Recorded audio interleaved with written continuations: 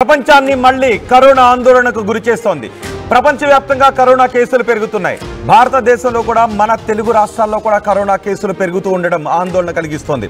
అయితే అమెరికాలో మరణాలు చోటు చేసుకోవడం మరింత ఆందోళన కలిగిస్తోంది. వాషింగ్టన్, కాలిఫోర్నియా, న్యూయార్క్, వర్జీనియా రాష్ట్రాల్లో భారీగా కేసులు నమోదవుతున్నాయి. పిల్లలు, వృద్ధులపై ఈ కరోనా వేరియంట్ ప్రభావాన్ని చూపెడుతుంది అని చెబుతూ ఉన్నారు. Centre for disease control and prevention గణాంకాలు ఈ విషయాన్ని చెబుతూ ఉన్నాయి. నెల రోజుల వ్యవధిలో సుమారు 1500 మంది అమెరికాలో కరోనా కారణంగా చనిపోయినట్టుగా తెలుస్తోంది. మృతుల సంఖ్య మరింత పెరిగే అవకాశం ఉంటుంది అని చెప్తున్నారు. అయితే దీర్ఘకాలిక రోగాలు ఎవరిలో ఉంటాయో వాళ్ళు వీటి బారిన పడే అవకాశం ఉంటుంది అని చెప్తున్నారు. ఆందోళన అవసరం లేదు, గాబరా పడాల్సిన అవసరం లేదు, కానీ జాగ్రత్తగా మాత్రం ఉండాలి. మరీ ముఖ్యంగా ఎవరైతే దీర్ఘకాలిక రోగాలతో బాధపడుతూ ఉంటారో వాళ్ళు మరింత జాగ్రత్తగా ఉండాలి అని వైద్యులు సూచిస్తూ ఉన్నారు.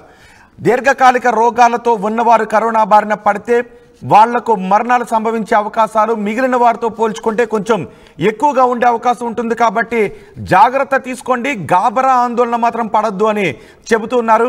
అయితే ప్రస్తుతం వ్యాప్తి చెందుతున్న వేరియంట్ ఏంటో తెలుసా? ప్రస్తుతం ఈ వ్యాధి ఎక్కువగా వ్యాపించడానికి కారణం ఏంటో తెలుసా? ఆ వివరాలు ఇప్పుడు నేను మీకు చెప్పబోతున్నాను. నిపుణులు చెబుతున్న వివరాలే ఇప్పుడు నేను మీకు చెప్పబోతున్నాను. ప్రస్తుతం కరోనా వ్యాప్తికి కారణం NB181 వేరియంట్ అని అధికారులు చెప్తున్నారు, వైద్య అధికారులు చెప్తున్నారు. ఈ కారణంగానే కరోనా కేసులు అధికంగా పెరుగుతున్నాయని చెప్తున్నారు. ఇండియా, చైనా, ఆసియా దేశాల్లో ఇదే వేరియంట్ కేసులు నమోదవుతున్నాయి. అమెరికాలో మాత్రం కొంచెం మరణాలు ఎక్కువగా నమోదవుతున్నాయని. గతంలో కూడా మొదటి వేవ్లో అమెరికాలో ఎక్కువగా మరణాలు చోటు చేసుకున్న దృశ్యాలు మన కళ్ళ ముందు ఇంకా మెదులుతూనే ఉన్నాయి. అమెరికాలో ఏకంగా సామూహిక ఖననాలు జరిగాయి. ఎవరిని ఎక్కడ ఖననాలు చేస్తున్నారో తెలియని పరిస్థితుల్లో అప్పుడు అమెరికా ఉంది. శ్మశానాలు కూడా దొరకని పరిస్థితి అమెరికాలో ఉంది అంటూ ప్రపంచవ్యాప్తంగా పెద్ద ఎత్తున ఆందోళన వ్యక్తం చేసిన సందర్భం కూడా మనం చూడొచ్చు. 2019, 2021 సంవత్సరాల్లో ఈ కరోనా అమెరికాను ఏ విధంగా అతలాకుతలం చేసింది, అమెరికా మాత్రమే కాదు ప్రపంచవ్యాప్తంగా ఏ విధంగా అతలాకుతలం చేస్తుందో మన కళ్ళ ముందు ఇంకా మెదులుతూనే ఉన్నాయి. అందుకే కరోనా అంటే మరోసారి ప్రపంచం భయపడుతోంది. అయితే ప్రస్తుతం నమోదవుతున్న కేసులు NB181 వేరియంట్ కారణంగా నమోదవుతున్నాయి.